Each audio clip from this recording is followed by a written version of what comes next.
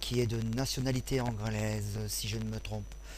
Ces outils sont mis en ligne sur le web et spécialement étudiés pour les plateformes compatibles avec les fichiers .lua. Oui, c'est ça, .lua, comme MarketScope 2, pour pas le citer. Alors, nous allons découvrir ensemble pas à pas la signification de ces outils et de leur paramétrage qui est important. Alors, il y a pas mal à dire, alors je ne pense pas que deux vidéos suffiront, hein. Je pense qu'il y en aura peut-être une troisième, donc peut-être deux vidéos pour le Market Profile et une vidéo pour le Composite Profile. Alors j'ai choisi comme actif le DAX, le GR30. J'aurais pu très bien en prendre un autre parce que de toute façon, ça n'agit pas différemment avec les autres actifs, hein. On peut aussi trader avec les market profile, bien sûr, le forex. Il paraîtrait que ça soit moins efficace, que c'est plutôt réservé au futur, au CFD. Enfin, bon, beaucoup trade aussi le forex, ils ne s'en plaignent pas. Donc là-dessus, moi, j'ai rien à dire absolument. Nous allons passer sur les explications même de ce concept. C'est pas tout à fait un indicateur, ouais, c'est plutôt un concept qu'un indicateur. Voilà, donc bon là il y a une licence, hein, il n'y est pas parce qu'elle est retirée systématiquement. Il faut à chaque fois la remettre, c'est vrai, il faut à chaque fois faire un copier-coller. Alors on va parler d'abord la résolution. La résolution, c'est quoi la résolution, elle est en pips.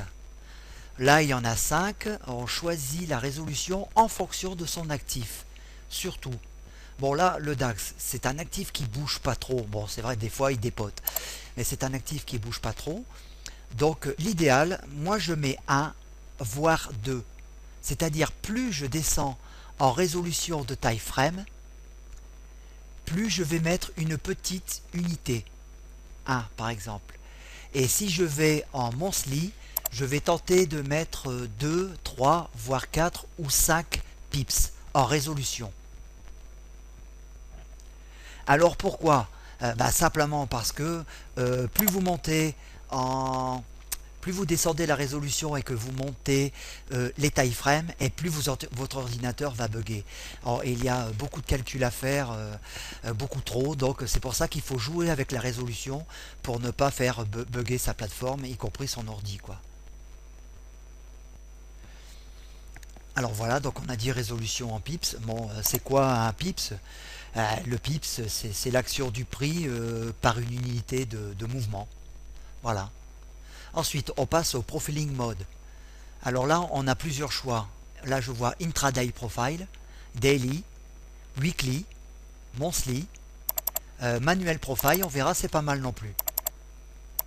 30 minutes en heure, hourly c'est heure, 4 heures, intraday. Donc voilà, alors souvent on utilise le market profile en daily. Hein, c'est l'unité qui est le profil qui est le plus adapté pour le market profile, hein, pour travailler en intraday par exemple. Ensuite on met en weekly, disons lorsqu'on veut voir des supports un peu plus lointains, pour ceux qui veulent trader le swing ou l'intraday. Même en scalping c'est intéressant, on peut trouver des points d'appui, hein. En monthly c'est pareil, c'est la même chose, hein, beaucoup pour le swing. Bon, maintenant, 30 minutes, 1 heure, 4 heures, j'avoue que sincèrement, je ne m'en sers jamais. Bon, regardons voir sur le graphique, on est en daily. Donc, lorsque vous êtes en daily, donc c'est la meilleure unité pour le market profile, la taille frame, il ne faut pas monter au-dessus, disons, en daily de 30 minutes.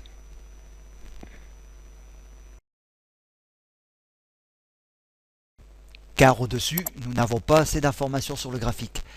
Donc moi, je reste souvent en time frame 15 minutes, et voyez, c'est très représentatif. On voit bien l'évolution des bougies. Si vous vous mettez en 1 heure, on verra pas grand chose en fait. On s'aperçoit par conséquent sur le graphique que le choix de la taille frame de la plateforme est important. Là, ici, le choix est important.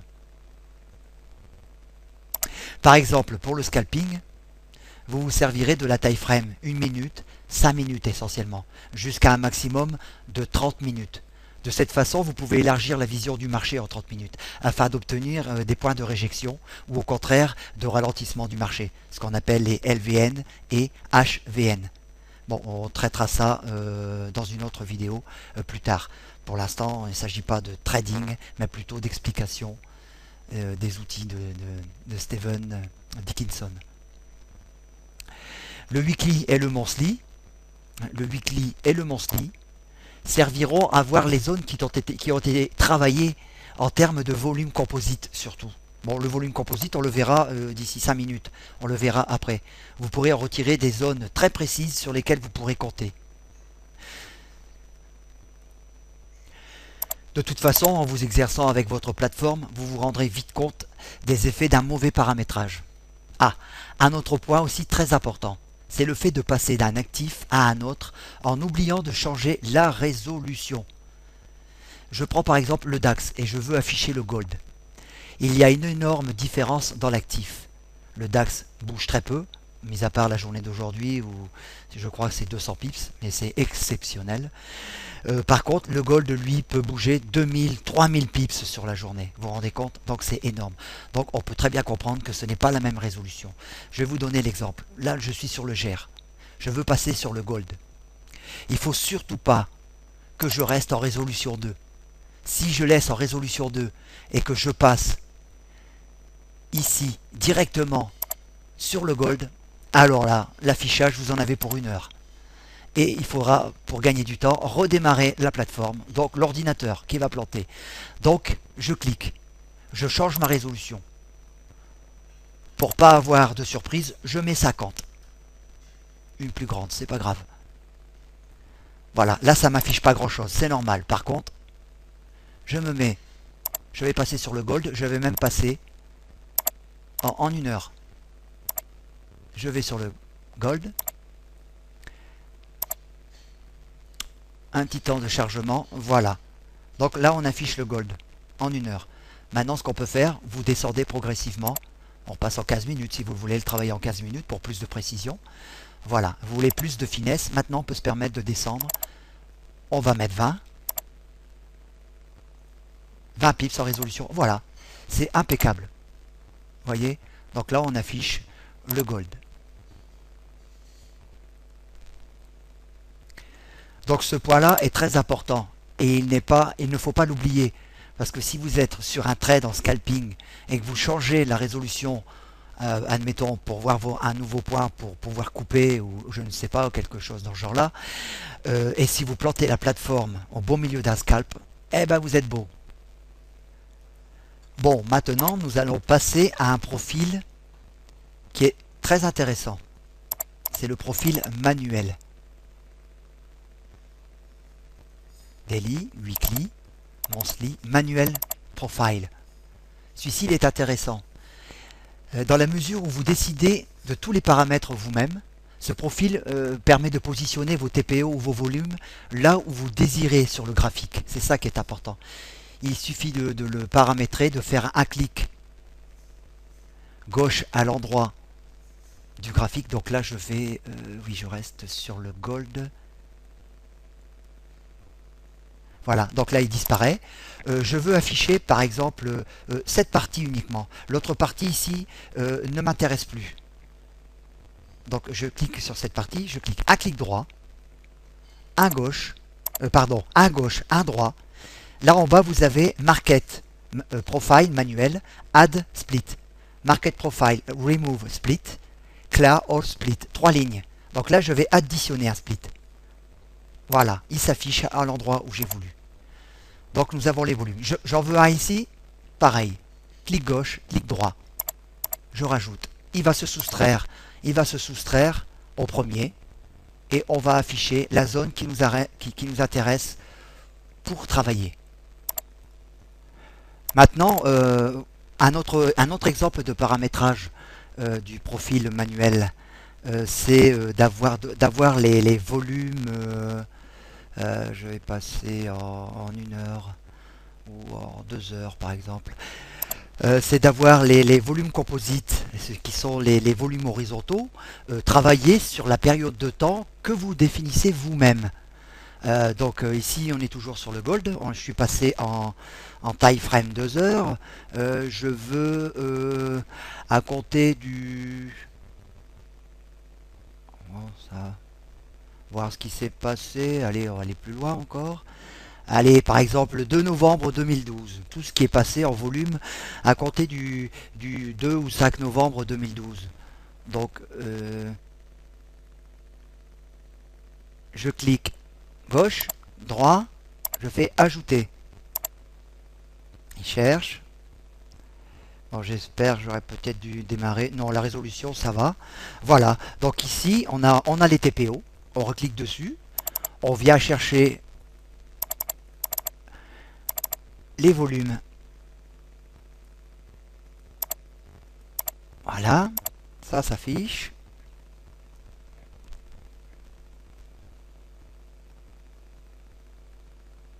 J'ai peut-être une résolution 20, oui.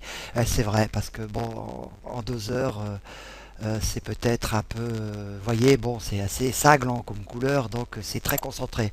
J'ai peut-être mis un petit peu trop de résolution.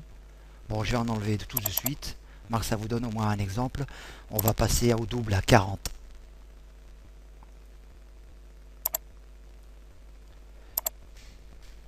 Voilà. Donc là, maintenant, nous avons tous les volumes qui se sont passés à compter du 5 novembre 2012, par exemple. On peut aller beaucoup plus loin, on peut reculer 1 an en arrière, si vous voulez, voire plus, voire plus. Et là, vous avez vraiment tous les volumes. Alors, on peut s'apercevoir au coup d'œil sur les volumes, le volume profile, c'est qu'ici, on a un énorme support résistance, si vous voulez, à 1700, en moyenne 1725. C'est une zone qui ne sera pas facile à passer, c'est certain. Hein, donc là, ça risque de mettre du temps et surtout de rebondir plusieurs fois dessus avant de passer cette zone. Voilà, donc actuellement nous sommes à 1674. Vous voyez, on est dans un petit creux de volume. On a une zone ici à la partie supérieure qui est pas facile à passer. D'ailleurs, on voit, on est venu rebondir dessus, on est reparti. Et donc on était dans une phase descendante, on est venu peut-être buter un peu sur cette zone ici, on est revenu une deuxième fois, et donc il est probable que l'or continue sa descente. Bon, avec les volumes profile, disons pour avoir plus de précision encore sur ce que je viens de dire, je pense qu'il faudrait reculer peut-être encore 1 an et demi en arrière. Voilà, c'est pour vous montrer la possibilité du profil manuel. Je mets les volumes ou les TPO où je veux. Voilà. Voilà, donc la suite c'est maintenant nous regardons le feeling, alors l'indicateur, le market. Alors à la suite de la liste, nous avons le feeling style. Le feeling style dont nous venons de voir les volumes à l'instant. Donc on ne reviendra pas dessus. Hein. C'est pour moi, avec l'affichage des TPO consolidés, le volume composite est pour moi l'essentiel du market profile. Alors ensuite nous avons les TPO non consolidés. Bon, j'attache pas une grande importance. Hein. Si vous voulez, les volumes sont éclatés, sont dispersés sur chaque bougie. Donc moi je trouve ça moins intéressant. Ensuite, le profil Line TPO Count.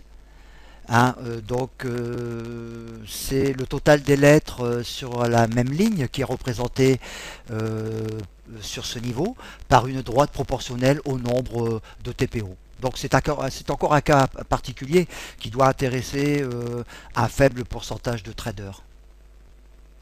Donc là nous allons afficher les TPO consolidés, qu'on doit se servir, ce que se sert vraiment la grande majorité des traders. Non, grosse erreur de ma part, un petit bug en direct. Je suis resté en résolution 5. Alors voilà, regardez ce que ça donne. Donc là, je vais couper la vidéo et puis me sortir de ce guépier. Donc si j'étais sur un trade, vous voyez, même moi je fais encore le... Eh ben, c'est pas mal que ça se soit produit. Ça vous donne un exemple. Alors là, je suis parti pour ramer, hein. C'est-à-dire en configuration H2 sur 6 mois en arrière. Bonjour Clara, donc je fais une petite pause sur la vidéo, excusez-moi. Voilà, donc l'incident technique est réparé. Il m'a pris 2 à 3 petites minutes. Qui aurait été très longue si j'avais été sur un scalp par exemple, ou en position sur le marché. Voilà, donc on a fait le tour du feeling mode. Bon, on n'a pas trop parlé des TPO, hein. Les TPO sont les lettres que vous voyez. Euh, voilà, on grossit un petit peu. Voilà, sont les lettres qui s'affichent en fonction du temps de passage sur ces différentes zones de travail. Alors la majorité des traders prennent ces TPO consolidés, donc regroupés, hein. Celles qui sont non consolidées, je vous dis, donc elles n'apportent rien de plus. Voilà. Donc cette partie de TPO concerne une autre vidéo, hein, parce que adaptée au trading pour l'explication. Bon, maintenant le reste du paramétrage. Le reste du paramétrage, ce sont des... donc là, alors, la balance duration, donc la période de balance, surtout le matin à l'ouverture des marchés, est là de 60 minutes par défaut. Donc il faut la laisser, parfois ça peut durer 90 minutes. Mais ça c'est plus technique, vous verrez. Alors la value area, la zone de valeur est à 70%. Cette zone de valeur est importante car nous allons trader à l'intérieur de cette zone de valeur. Cette zone de valeur est limitée par la VAH et la VAL, la partie supérieure et la partie inférieure de cette zone, hein. Donc elle est, beaucoup disent qu'elle est équivalente à la VWAP avec au-dessus sa première standard déviation et en dessous la standard déviation -1. C'est à peu près l'équivalent de ce canal que forment ces deux standards déviation. Alors le paramétrage des HVN et LVN, qu'on parlera plus tard, en petite taille frame 5, et plus vous montez en taille frame, mettons en monthly, en weekly, vous passez à 20, à 30, ça dépend de l'actif. Mais ça, de toute façon, ça ne sert pas à grand chose de l'expliquer, vous vous en rendrez compte vous-même en tradant. Le format, il se met automatiquement sur local. Maintenant, vous pouvez afficher les heures d'ouverture, c'est-à-dire que vos TPO se couperont aux heures d'ouverture des marchés asiatiques, européens, États-Unis, comme vous le désirez. Hein, donc ça, vous pouvez le mettre UTC, Est, char ou local. Voilà, donc il se met systématiquement en local d'office. Voilà, alors ensuite, bon, ça peut être important aussi. Number of Historic Profile, c'est paramétré par défaut à 20, ça fait beaucoup, je trouve. C'est-à-dire que moi, je mets 3. C'est-à-dire si vous avez un paramétrage qui est avec une résolution qui est assez basse, si vous mettez 20, c'est pareil, ça va ralentir le PC. Et pour rien du tout en plus, parce que vous n'irez pas voir, mettons, 20 journées en arrière, peut-être 3, peut-être 5. Donc je mets 3. Voilà. Ensuite, la zone de valeur, vous l'affichez comme vous voulez. Donc zone de valeur shaded with line, avec ligne. Donc là, on va voir ce que ça donne sur le graphique. C'est pas bon, on n'est pas en TPO. On est resté en volume. On se met en TPO. On sort de monthly, on se met en daily.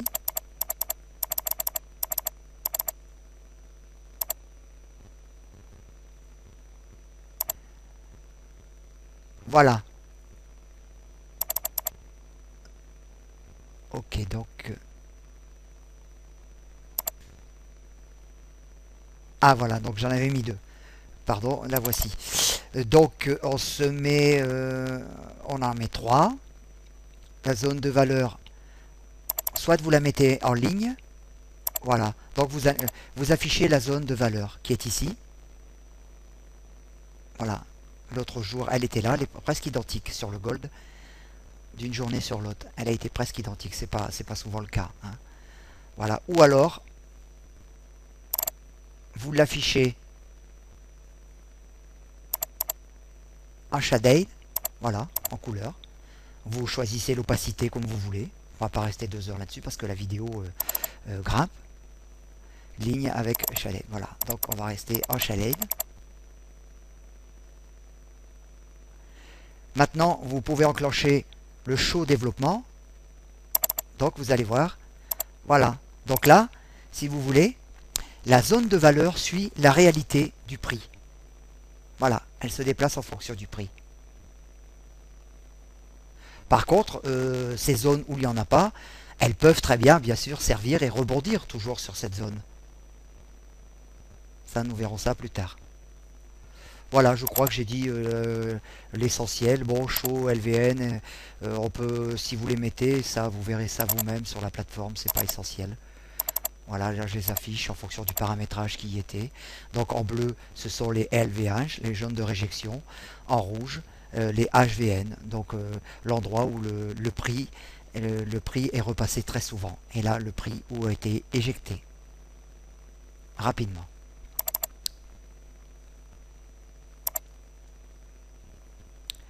Voilà, les autres paramétrages, vous regarderez ça vous-même. Hein. Voilà, je crois que j'ai dit l'essentiel sur ce concept qu'est le Market Profile. Donc l'essentiel de cette vidéo, c'était les explications principales du paramétrage. Hein, donc c'était pas étudié pour le trading. Pour la plateforme Marketscope, le concepteur Stephen Dickinson, on peut voir qu'il a fait du bon travail pour un prix dérisoire. Hein, nous pouvons donc le remercier pour avoir mis à notre disposition des outils fiables. J'ajoute qu'il y en a d'autres. Il sort aussi pour chercher les gaps sur Marketscope, parce que Marketscope n'affiche pas les gaps. Je trouve ça un peu ridicule. Ensuite, aussi le footprint. Il est sorti aussi le footprint pour une vingtaine d'euros, je crois. Voilà, donc le reste, vous en parlerai plus tard. Je vais clôturer cette vidéo pour aujourd'hui, car elle est quand même suffisamment lourde et j'en ferai une deuxième avec le composite profile.